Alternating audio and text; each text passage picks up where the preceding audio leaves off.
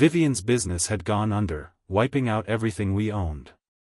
I worked 3 jobs back to back, barely sleeping, just to lighten her load. That day, I was suspended 30 stories up, squeegeeing windows, when the glass reflected a birthday banquet inside. I glanced in, envy creeping up my chest, only to see Vivian herself rolling out a cake sculpted from stacks of cash, presenting it to the elderly man at the center of the room. Laughter and chatter drifted through the sealed panes. "You can't even buy a spot like this, it's priceless." Vivian actually booked the entire floor for his birthday. Just the red envelopes she handed out at the door today must have been worth millions. Dangling in midair, I froze, my hands forgetting their work. No one in that room knew my mother, Martha, had died in the hospital only a day earlier. When she'd been bedridden, she'd gripped my hand with all the strength she had left. "I don't want treatment anymore. I won't drag you and Vivian down with me." I'd called Vivian like a madman, begging her to let me use my paycheck to cover Mom's care. But in the brief moment I'd turned away, Martha had climbed out the window and leapt. She had folded her coat neatly, and on top of it, placed a small stack of bills. My hands shook as I picked it up, loose change and worn notes of every kind, all told, $53. I never found Vivian. I rushed through the funeral arrangements alone, then came straight here to work. $40 an hour. And so, standing before the gleaming facade of a 5-star hotel, spotting Vivian inside, I felt the ground tilt. Was that woman, lavishing money like water, the same wife who'd sat beside me yesterday in her frayed clothes? A sharp winter gust cut through my jacket, and I shivered. Mechanically, I pulled out my phone and called her again. No answer. One of my co-workers noticed the phone in my hand, signaled upward, and hauled me back to the platform. The moment my boots touched the ground, a hard hat came flying at my head. "On the job and you're on your phone? You got a death wish? You're done here." The helmet grazed my forehead, splitting the skin. The sting told me what I already knew. This wasn't a dream. I wandered toward the street like a man without a soul, only to be stopped by a group of hotel staff, flushed with excitement. "Miss Mercer is giving out tips, just say a blessing and you get one."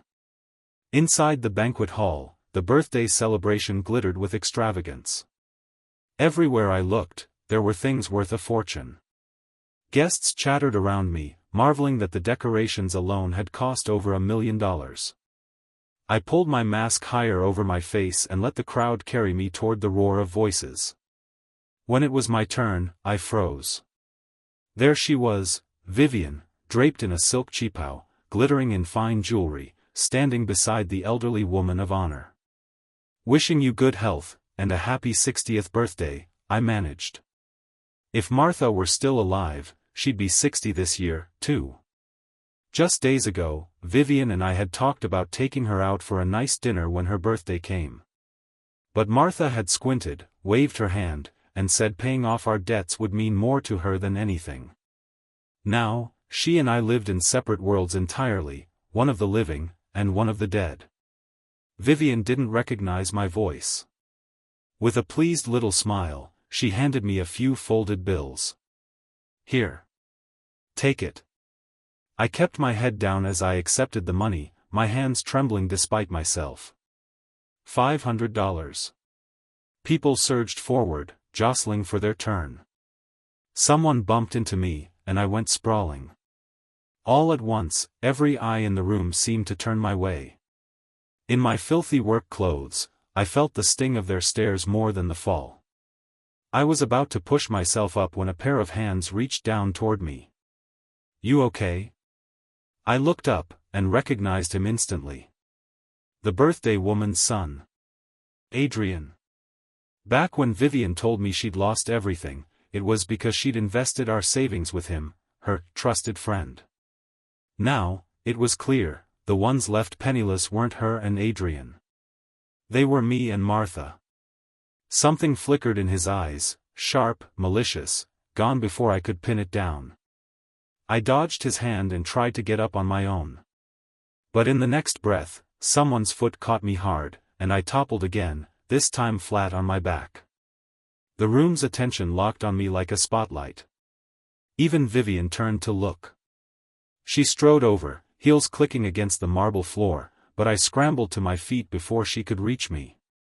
At the very least, I refused to let her see me like this, broken, humiliated, stripped of everything. As I stepped out of the building, my phone buzzed twice. A friend request from an unfamiliar number popped up. I tapped accept, and almost instantly, a video came through. I opened it. Vivian and Adrian, entwined, lips locked, bodies pressed close. A man's low, mocking voice cut through the audio. "So, how much longer are you planning to keep playing that little game with the dumb kid?" Vivian's laugh was soft, almost lazy, but her words sliced clean. "If it hadn't been for our bet, I never would have stuck it out this long. Martha's sick. If he knew I had money, who knows what kind of excuse he'd come up with to ask me for it." I stood there, stunned. So Vivian had known Martha was ill. She'd read every one of my desperate texts asking for help. And still, she'd chosen to ignore them. By the time I stumbled back to the basement apartment, the sight of the cramped, bare room made me laugh bitterly. Could Vivian endure hardship? I supposed so. She'd shared this concrete box with me for 3 years without complaint. She'd worn the mask well, smiling as she lived under the same roof as Martha, fussing over her like a doting daughter.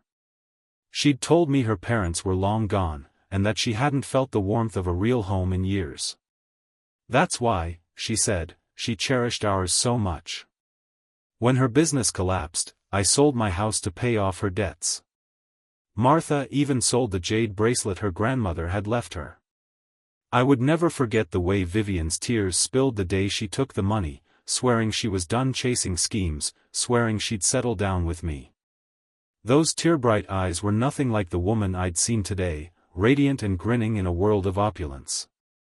In the middle of that tiny room, I finally broke. The sobs tore out of me, loud and raw. Before Vivian, I'd done all right for myself. I'd carved out a place in this city, enough to bring Martha here so we could be together again. One night at a work dinner, I'd met Vivian. She was cornered by our boss, too timid to push back, wearing a uniform so faded it had turned almost white. I'd stepped in under the guise of a toast, pulling the man away, and she'd given me a look, grateful, almost shy. Later, when Martha came by the office with lunch for me, she'd found Vivian hungry, with nothing to eat. From then on, Martha would pack an extra portion, always saying, "This one's for Vivian." And so, eventually, it all seemed to fall into place. We became we. The wedding had been simple, but Vivian swore it was the happiest moment of her life. Afterward, she said she wanted to start a business. I agreed, because even if it failed and left us buried in debt, she would still have me and Martha as her anchor. Turns out, it was never about dreams. It was just a game the wealthy play. A game in which I was the only one who'd placed my heart on the table. A game that cost Martha her life. I hadn't even wiped the last of my tears when the hospital called. "Mr. Hayes, your mother signed an organ donation agreement before she passed. We found matching recipients and need you to come in to confirm." Organ donation? When had Martha signed something like that? I rushed toward the hospital, and froze at the entrance. Vivian and Adrian were climbing down from an ambulance. She was in heels, striding fast, her voice tight with urgency. "Beatrice is O-negative. She just collapsed out of nowhere. I've already mobilized every hospital in the city, whatever it takes, we have to save her." I stood rooted to the spot as Vivian brushed past me. If she'd lifted her head, she would have seen me, would have known I'd witnessed it all. But she didn't. Even knowing Martha was sick and waiting for her help, Vivian's mind was entirely on Adrian's mother. My steps felt like lead as I made my way to the morgue. The doctors and nurses were waiting there. They showed me the donation papers my mother had signed, patted my shoulder, and said gently, Mr. Hayes, your mother was a remarkable woman. Her organs can save 3 families. I traced her name with my fingertips, my eyes stinging. That little old woman from the countryside couldn't even read or write. Those same hands that had pushed me toward an education had practiced for days just to sign her own name. And now, she was gone forever. Her body had been so battered that I couldn't bring myself to look twice. I broke, sobbing, the sound raw in the cold room. One of the doctor's eyes misted. He didn't know how to comfort me. Instead, he held my hand in a silent show of solidarity. After a long moment, I wiped my face and turned to them. I'm sorry for the trouble. Don't waste any time. If my mom knew she was saving so many people, she'd be happy. They all bowed deeply, paying their highest respects to her. Just as they were preparing to load the containers for transport, a man came jogging in. Who's the donor's family? Our CEO is willing to pay top dollar to secure the heart, for future use. He spoke in a booming, confident voice, his gaze locking onto mine as if to hold me still. Sir, I've got good news for you, he said, and his tone carried that lofty, patronizing air of someone certain I'd be grateful. Our company president, Ms. Mercer, her mother's heart isn't doing so well. She needs a backup. She's willing to pay $5 million for this one. Do you agree? To him, it was a golden opportunity, because who in their right mind would turn down that kind of money? But I shook my head. It's already been matched to someone who needs it most. No amount of money will make me sell. Never in my wildest imagining had I thought Vivian could go this far for Adrian's mother, willing to spend $5 million just to buy a spare heart. I thought back to myself, humiliated, all but on my knees begging for money to save my own mother, and a bitter laugh slipped out. Vivian, what else are you capable of? The assistant's face went pale. He pulled out a thick stack of bills and shoved them into my hand. Money's not the problem. Everyone knows what Ms. Mercer is capable of, she's the city's most outstanding businesswoman. I paused, then added quietly, and the same woman who toyed with me like it was sport. I still shook my head. If organ donation was my mother's last wish, then no matter what, I'd see it through. We were still at a standoff when the doctor in charge of the transport came rushing out, his expression tight. Mr. Hayes, I'm sorry, but we've just been told the donation may need to be put on hold. Before I could even process his words, something shoved hard into me from the side. I hit the floor. By the time I looked up, money was raining down from above, bills scattering over me like leaves in a storm. The assistant's voice came with it, full of contempt. Ms. Mercer's influence isn't something you can fight. Mr. Lowell is the love of her life, and she treats his mother like her own. This amount of money could buy your mother's life 100 times over, let alone just her heart. I stayed there, sitting in the middle of that downpour of cash, tears welling up, the scent of money thick in my nose. To buy my mother's life, it wouldn't have taken nearly this much. Even the tips Vivian tossed to servers at the hotel doors would have been enough to save her. The assistant was about to leave with the container holding Martha's heart when I lunged forward and grabbed it. This is my mother's heart, you can't take it. My mind was a blur. All I could think about was protecting the last piece of her I had left. The assistant kicked me hard, trying to wrench the box from my hands. I clung to it, even as pain shot through me, even if it meant splitting my skull open, I would not let go. My mother's organs were not some commodity for Vivian to buy and sell. They were meant to save a life, not sit in Adrian's mother's chest as some morbid spare. We were locked in a dead struggle when the sharp rhythm of heels clicked closer, followed by Vivian's voice. What's going on? The donor's family hasn't been dealt with yet? For a second, I froze. I wanted to call out to her, ask what it would take for her to leave Martha in peace. But the moment I made a sound, the assistant shoved me down, pressing me to the floor. You think you can complain to the president, he sneered, and then drove his foot into my side again and again. Get him out of here before Ms. Mercer sees this mess. No one needs to lose face. I fought to breathe, forcing the words out between gasps. I'm her husband. Ask Vivian if you don't believe me. This is my mother's heart, ask her how she can bear to steal it. The air went still for a moment. Then the assistant doubled over laughing. Everyone at Mercer Group knows Ms. Mercer loves Mr. Lowell like her own life. She gave him half the company shares without blinking. He swept his gaze over me, from my dirt-streaked face to my torn clothes, and snorted. Even the security guards at our front gate wear custom suits worth more than you. And you expect me to believe you're her husband? Don't make me laugh. With a flick of his hand, 2 men grabbed my arms and dragged me away. One wall away, tears streamed unchecked down my face as I heard Vivian's cold, impatient voice. You still haven't handled something this simple? If he thinks it's not enough money, then offer more. I don't care what it takes, make sure we get that heart as backup. The assistant bowed quickly. My apologies, Ms. Mercer. Just now, some lunatic insisted he was your husband.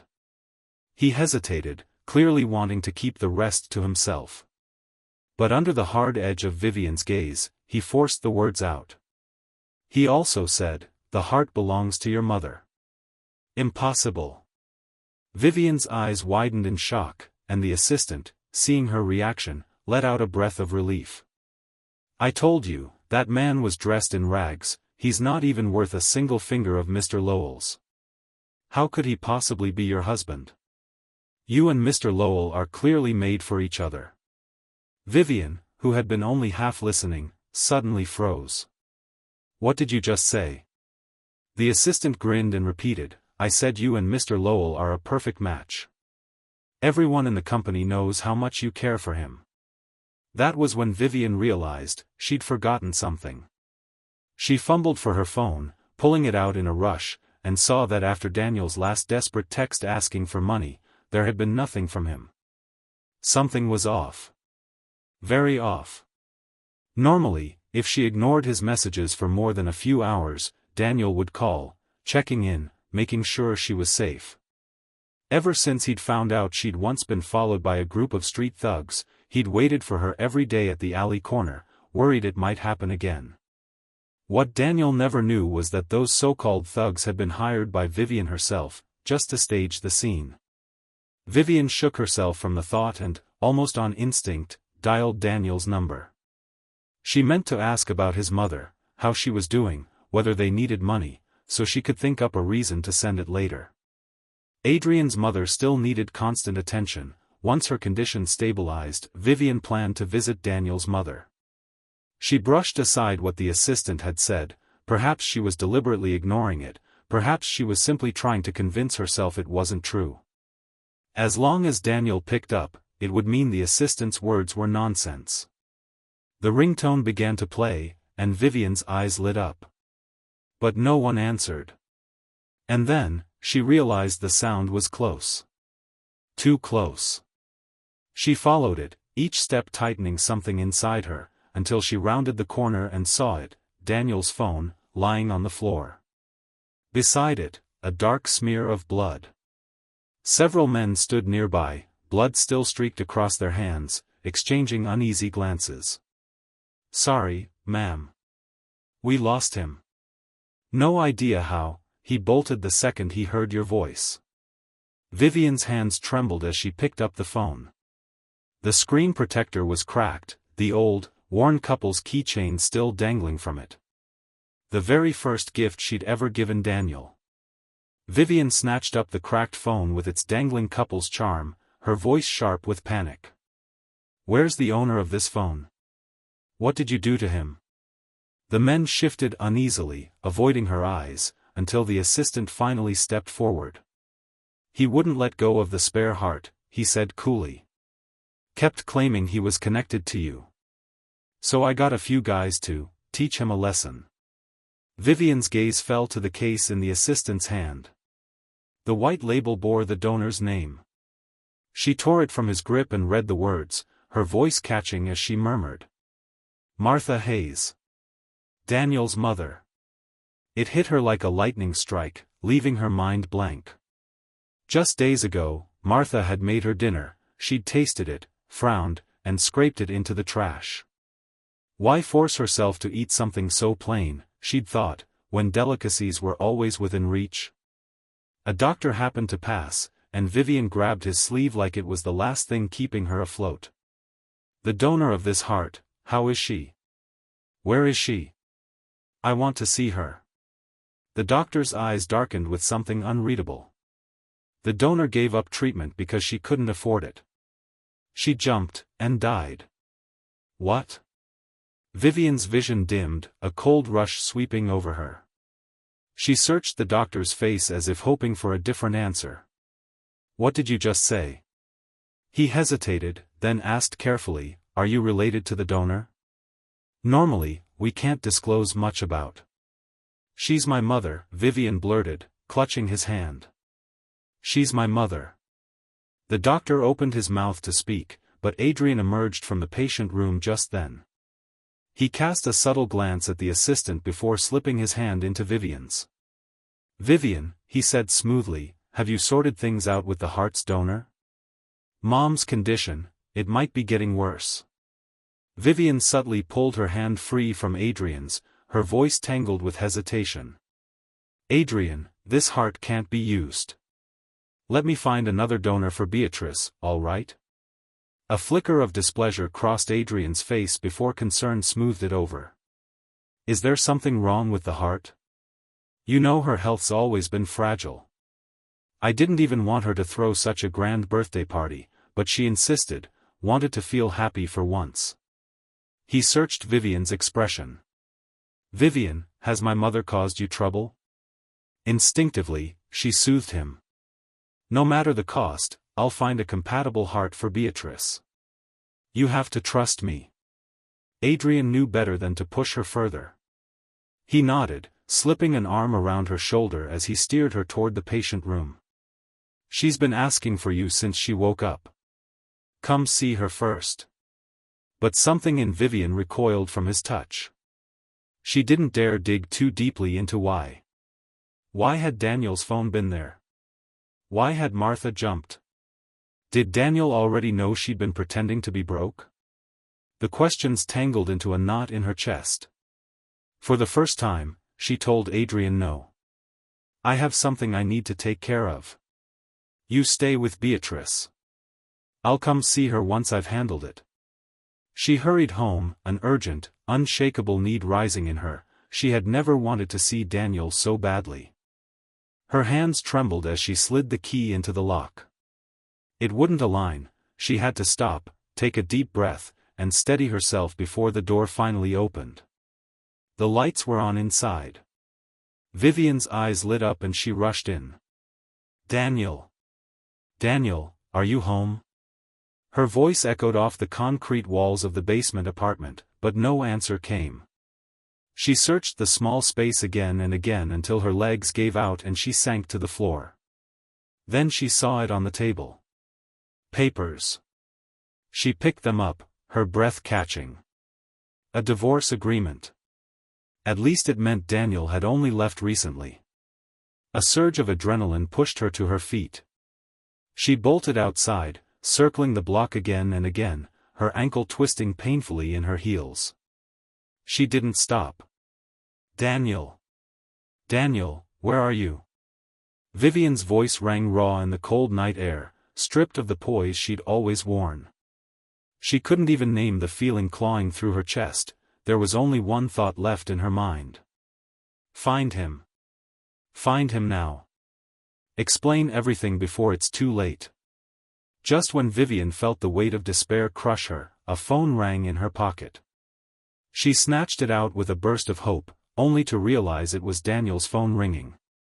She answered. Mr. Hayes, a doctor's voice came through, gentle but heavy, I'm sorry, but your mother's heart lost viability due to improper storage. Vivian said nothing. Mistaking her silence for grief, the doctor hurried to offer comfort. I know your wish was to see your mother's final donation carried out. None of us wanted this to happen. Please accept my condolences. Her other organs have already saved 2 families. I'm sure she would be happy about that. And, your mother once said her greatest hope was to see you and your wife happy together. I hope you can find peace soon. Vivian stared at the call log on the screen, her throat locked, unable to speak. She felt like the worst kind of person. This had been something she could have fixed with a simple gesture, yet she had ignored it. The woman who had brought her home-cooked meals, who had sold her jade bracelet to pay off debts, was gone forever.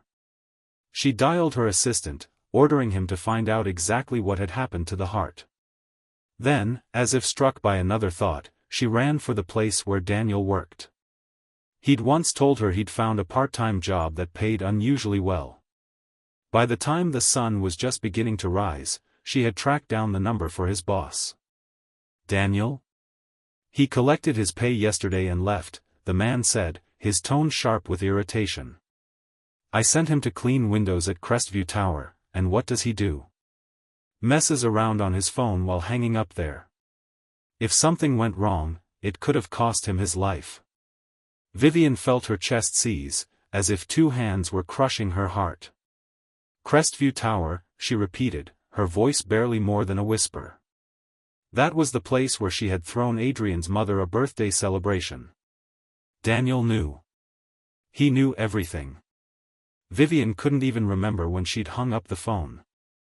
She just stood there, frozen, watching the sun climb slowly over the horizon. The heat of its rays pressed against her skin, yet could do nothing to thaw the cold in her chest. Images of champagne-soaked nights and money flung around like confetti burned in her mind. For the first time, the unflappable Vivian raised her hand and slapped herself, hard, under the curious, sidelong glances of strangers passing by. Too late. Even if I saw it now, I wouldn't feel sorry anymore. When I woke, I had no idea how I'd ended up here. Ugh. Pain lanced through me the moment I tried to move, locking my jaw. As my memory began to piece itself back together, I threw off the blanket and swung my legs out of bed. I had to get to the hospital, my mother was still there. But the instant I tried to stand, my body gave out, and I collapsed to the floor. The noise must have carried, because the door opened abruptly and a doctor in a white coat came in, lifting me gently back onto the bed. Lie down. You're still a patient. It's you? It took me a moment to place her face. Then I remembered, Dr. Claire. I'd met her once before, when I had nothing in my pockets, not even bus fare. She'd passed by just as I was texting Vivian for money and had quietly lent me some. Dr. Claire, thank you. I glanced at the nameplate on her chest, my voice low. I'll pay you back, I promise. She smiled faintly, saying nothing. I've already cleaned and dressed your wounds, she said. Anne. I heard about your mother. I'm sorry for your loss. I forced a tight smile and shook my head to show I was fine. When she stepped out to change a dressing, I yanked the 4-needle from my arm and bolted. I hadn't protected my mother's organs. I had to find them. But when I finally tracked down the doctor from yesterday, all I got was his regretful look. My condolences.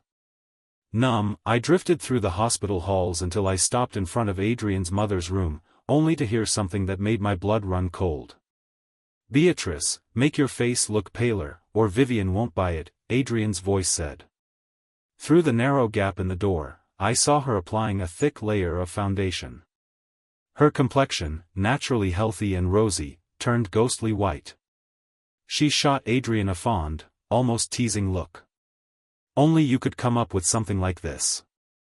If you hadn't said you were afraid Vivian might fall for that broke kid, I wouldn't have gone along with this charade. And saying I have heart disease? Are you trying to curse me? It hit me like a punch. Adrian's mother had faked everything. All of it, just to humiliate me in front of Vivian. I stood in the doorway, laughing and crying all at once, unable to tell which feeling hurt more. I no longer understood what the point of life was. Because I loved Vivian, my mother, and I had treated her as family. And it was precisely because of that love, that my mother had died for nothing. I was just about to push the door open and demand answers from Adrian when I heard Vivian's voice behind me, bright with surprise. "Daniel? Is that you, Daniel?" I didn't turn around.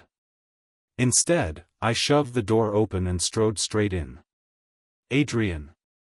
You son of a bitch!" I grabbed him by the collar and slammed a fist into his face. "My mother's heart, this was your doing, wasn't it? That was her one dying wish, and you destroyed it." Adrian didn't hit back. He let himself fall to the floor with my blow, wailing like a child. "Vivian! Help me!" I didn't hear him. My fists kept finding his face, my vision red.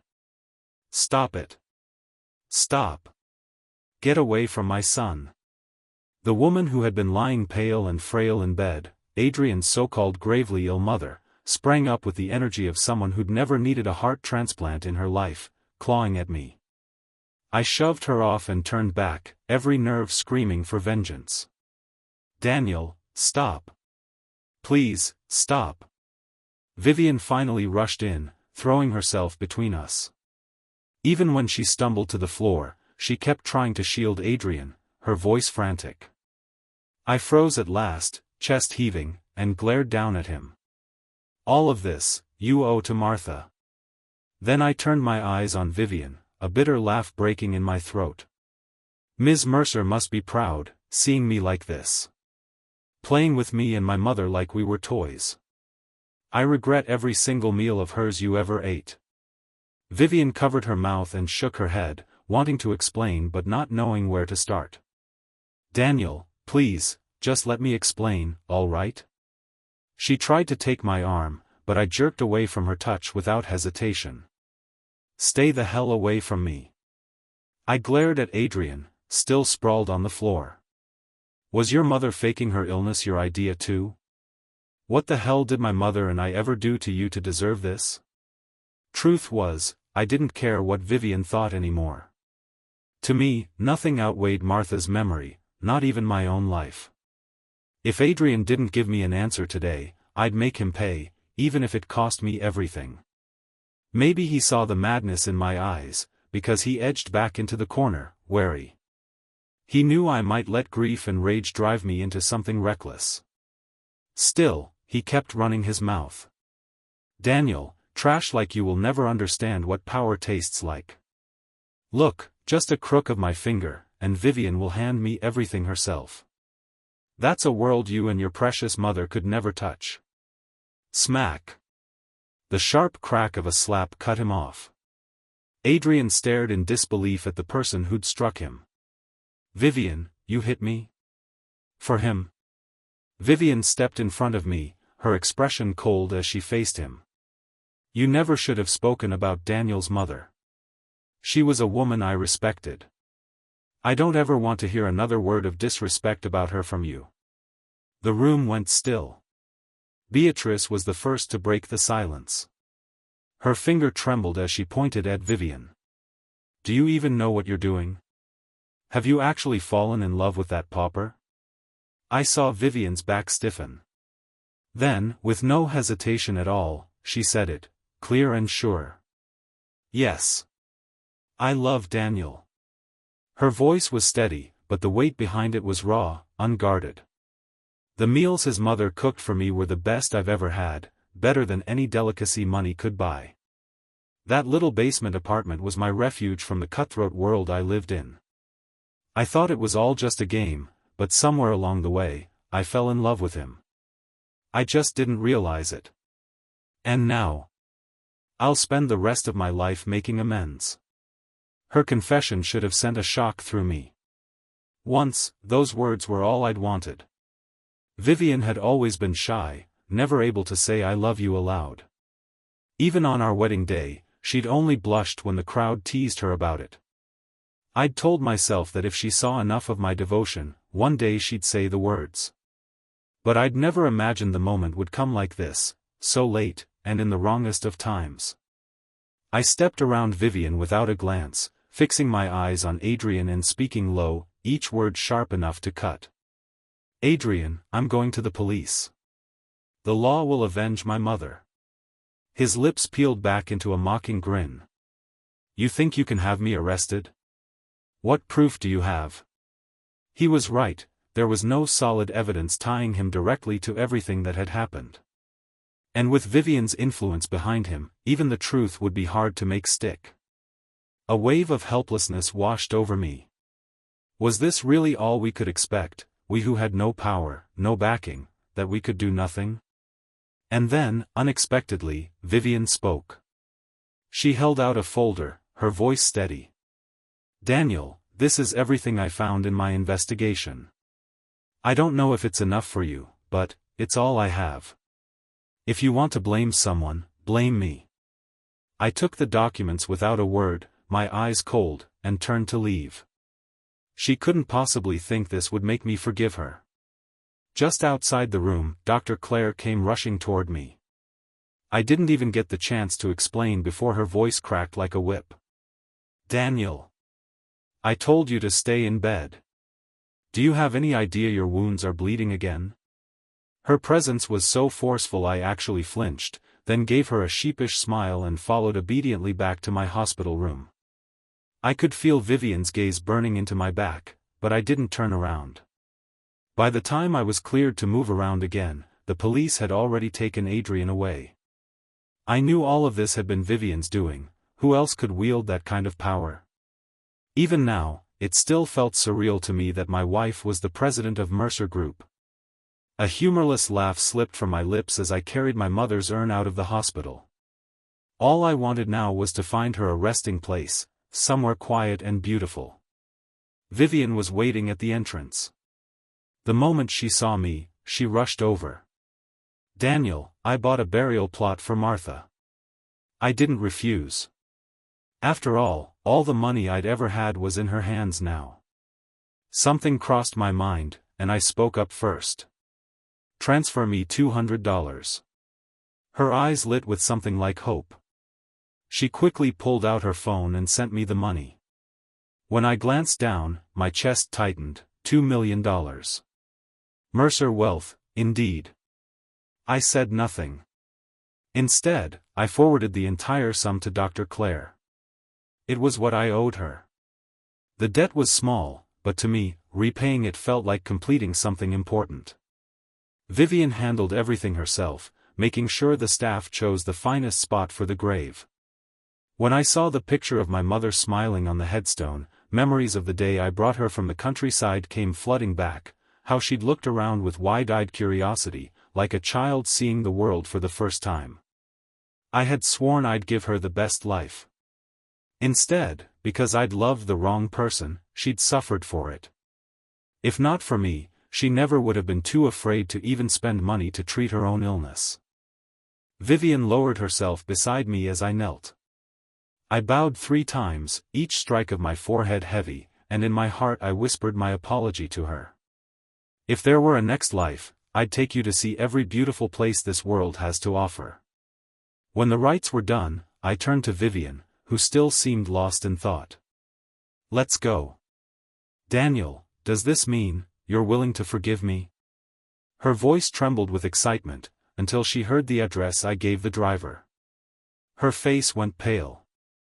You want to divorce me? What else? Go home with you? I gave her a thin, humorless smile, watching her closely, wondering if she even understood me anymore. Between us wasn't just love and hate, it was a life, already gone. I don't know why you wanted to play this game. But I'm human, Vivian, flesh and blood. What makes you think I could ever forgive you? Just because you're the president of Mercer Group? She shook her head, tears spilling freely. Daniel, just give me a chance to make things right. Please. I didn't answer. I only told the driver to go faster. Every minute I spent in the same space with her felt like an eternity I wanted to escape. When we walked out of the courthouse, Vivian's face was tight with reluctance, but no matter how she felt, in 6 months the divorce would be final. I couldn't get away fast enough. I hailed a cab, and halfway through the ride my phone buzzed with a bank notification. $200 million. Daniel, this is all the liquid cash I can access right now, her message read. Once I sell off my company shares, I'll transfer the rest to you. Don't refuse, this is what you deserve. I thought of the debts I'd taken on for her, of the house I'd sold. She was right. This was mine. One bright afternoon, a delivery arrived. Inside was the jade bracelet my mother had once sold to help pay Vivian's debts. There was a note tucked beside it. Martha's bracelet, I bought it back. Daniel, please forgive me. I didn't reply. I only held the bracelet to my chest and, that night, drifted into the best sleep I'd had in months. In the dream, I saw my mother again. She took my hand, smiling, and placed it into someone else's. You must keep walking forward, she said. All I want is to see you happy. When I woke, a hollow ache sat in my chest. If only it had been real. Beep, beep, beep. My phone lit up with a message from Dr. Claire. Daniel, time to come back for your follow-up. Do I need to come drag you here myself? The mock threat barely hid the concern beneath it. I smiled and typed back a simple okay. It was time to move forward, Daniel.